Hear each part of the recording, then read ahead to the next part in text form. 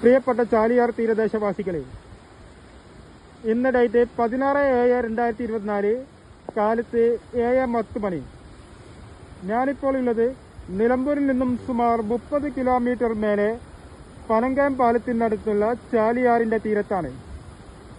അതായത് ഒന്നുകൂടെ വ്യക്തമായി പറയുകയാണെങ്കിൽ 2019 ഉരുൾപൊട്ടി സർവനാശം വിതച്ച കവളപ്പാറ മലനിരകൾക്ക് സമീപത്ത് കൂടെ ഒഴുകുന്ന ചാലിയാർ പുഴയുടെ തീരത്ത് 2-3 ദിവസങ്ങളിലായി ഇവിടെ തുടർച്ചയായി പെയ്ത മഴയെ തുടർന്ന് മലമടക്കുകളിൽ നിന്നും ചാലിയാറിലേക്ക് ഉത്ഭവിക്കുന്ന കൈവരികളെല്ലാം നിറഞ്ഞൊഴുകുകയാണ്.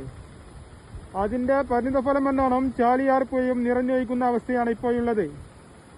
മാത്രമല്ല, മഴയെ തുടർന്ന് മലമടക്കുകളിൽ നിന്നും ചാലിയാറിലേക്ക് മലവെള്ളപ്പാച്ചിലിനെ തുടർന്ന് ചാലിയാർ നിറഞ്ഞൊഴുകിക്കൊണ്ടിരിക്കുമ്പോൾ ഈ അവസ്ഥയിൽ ചാലിയാറിന്റെ തീരദേശ പഞ്ചായത്തുകളായ വായക്കാട്, ചീക്കോട്, കീഴ്പറമ്പ്, അരീക്കോട്, എടവണ്ണ, മമ്പാട് പഞ്ചായത്തുകളിലെ തീരദേശത്ത് താമസിക്കുന്നവർ നിതാന്ത ജാഗ്രത പാലിക്കുന്നത് നന്നായിരിക്കുമെന്ന് ഇതിനാൽ അറിയിക്കുന്നു.